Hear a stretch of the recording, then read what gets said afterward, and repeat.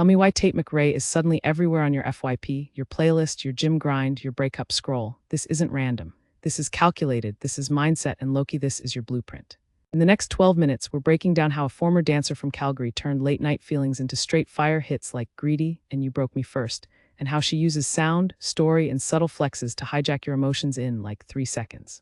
This is not a boring biography. This is an insider decode. The hooks labels don't explain, the psychology behind her lyrics, and the exact shifts you can steal for your own glow-up, whether you're making music, creating content, or just trying to stop doubting yourself. Lock in, mute the notifs, because once you see the formula behind her come up, you'll never hear hit songs the same way again.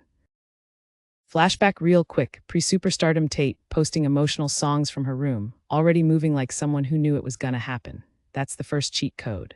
She treated every tiny moment like a trailer for her future career. Her breakout didn't accidentally go viral. It was a combo of ultra-relatable emotion, minimal aesthetic, and timing with TikTok's rise. She understood one thing most people miss. If your feelings are specific enough, they become universal. That's why teens in London, Brazil, Manila all commented, "Bro, this is literally me." So ask yourself, even if you're not an artist, what if every snap, every short, every idea you drop online is building your season 1 storyline? We're about to zoom into the track that silently changed everything and prove it. Now You Broke Me First. This is Tate's quiet nuke. Listen to that intro. Empty space, distant piano, her voice sounding like a late-night voice memo you weren't supposed to hear. No big drums at first, just tension. That's on purpose. Teen Heartbreak isn't loud right away. It's numb, awkward, replaying screenshots. She captures that. Then the beat slides in like the moment you finally snap and say, "Nah, I'm done." Bar by bar, she flips victim energy into boundaries. Educational moment. Notice how the production never overcrowds her voice. That makes you feel like the main character. That's why this track went global without needing some crazy gimmick. If you've ever felt invisible, this song is the sonic version of realizing you're the prize. And we're about to watch her evolve that energy from sad girl to savage. Then she flips the entire narrative with Greedy. New character unlocked, same girl, different lens. Instead of "Why didn't you want me?" It's obviously you want me, who wouldn't? That opening bass hit and spoken hook. TikTok catnip, it's cocky, memeable, danceable in 3 seconds. But here's the genius. It's not random confidence, it's weaponized self-belief built from all that hurt. She's telling every kid who felt second choice, you're not needy, they're just not on your level. Notice the visuals too. Ice rink, choreo, sporty feminine, no soft lighting sob story. This was a rebrand executed like a Marvel phase. She gave fans a new aesthetic era to cosplay in their own lives. You're watching someone choose their narrative in real time, and that is exactly how hit songs become movements, not just sounds. Let's talk sound, because this is where Tate's team goes lowkey genius. Replay her hits and clock the patterns. Minimal intros, then a distinct sonic stamp, a vocal chop, a drum switch, a bass that hits like a text you shouldn't open. In Greedy, the beat drops right when the confidence does. In Exes, the bounce matches the petty energy. It's intentional storytelling with production. Producers designing for TikTok's first 1.5 seconds, but also for your headphones at 1 m. Here's your takeaway: don't just like songs, reverse engineer them. Ask, what did they do in the first bar to grab me? Why did that pre-chorus feel like a panic attack or a power trip? Once you start hearing structure, you stop feeling behind. You realize these viral moments are built, not luck. Now peep the lyrics. Tate doesn't write like a distant celeb. She writes like that friend sending unfiltered 3 m voice notes. Lines feel messy, jealous, confident, insecure, all in one verse. That emotional whiplash is why teens latch on. Real psychology, your brain responds harder to contradictions, so when she goes from vulnerable to savage in one hook, it hits deeper. Also, Easter egg. She sneaks in ultra-quotable lines built for captions. That's not cringe, that's strategy. Captions equals free promo. Here's your mindset flip. Instead of thinking, "My feelings are too chaotic," realize chaos is exactly what turns basic lyrics into screenshots. You're overthinking, that's content. Your inner dialogue, that's storytelling. Tate's pen proves you don't need perfect words, you need honest ones shaped smart. Here's the part nobody glamorizes, the pressure. With every hit there's, can she top it? Is she overhyped industry plant? That noise is loud. Songs like her more anxious cuts leak that paranoia between the flex, and that's why she connects. She lets the cracks show while still delivering bangers. This is your life too: grades, body image, parents, socials. You're expected to be up 24/7, no lag, no flop era, but peep the Tate formula. She turns pressure into fuel by making it part of the narrative, not a hidden glitch. That's the mindset shift. Don't wait to feel perfect to show up. Use the insecurity as material. The moment you name it, you own it.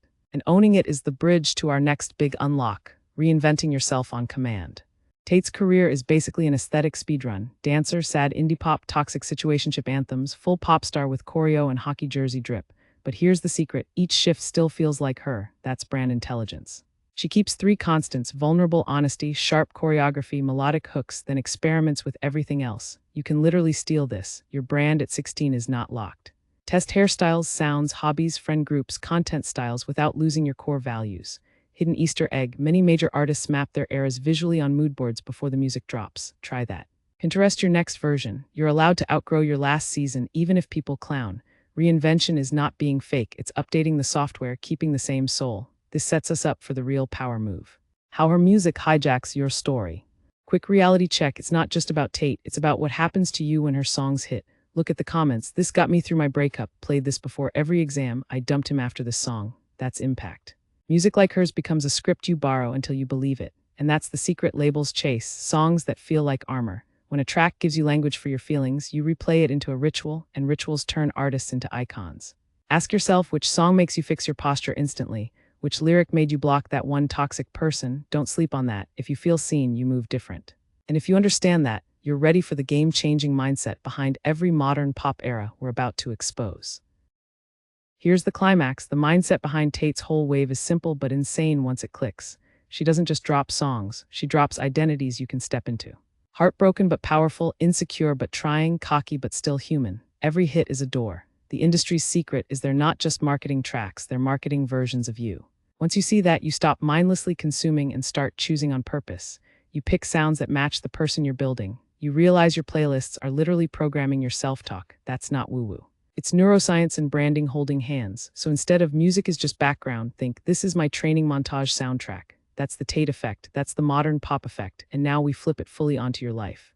All right, director's chair time. If your life was a Tate McRae album, what era are you in? Be honest. Stuck in You Broke Me First? Already flirting with Greedy? Here's your move. Pick one track that makes you feel untouchable and treat it like your theme for the next 30 days.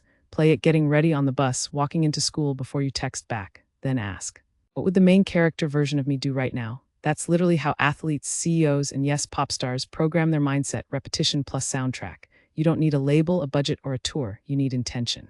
Use her songs as templates to write your own scenes. Boundaries, risks, new aesthetics, new standards. Every replay is a rep. This is how you stop spectating and start editing your storyline like a real artist.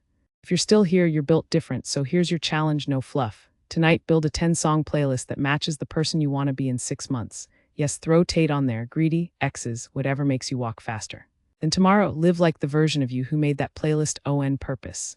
Comment locked in if you're doing it, and drop your fave Tate bar so other real ones can steal new anthems. Hit sub if you want more breakdowns like this. Song formulas, artist Easter eggs, mindset hacks, all from inside the culture, not from some out-of-touch boomer panel. This channel is your backstage pass to how hits are really built and how you can use them to rewrite your story. Welcome to the Music Mindset fam. Run it back when you need a reminder.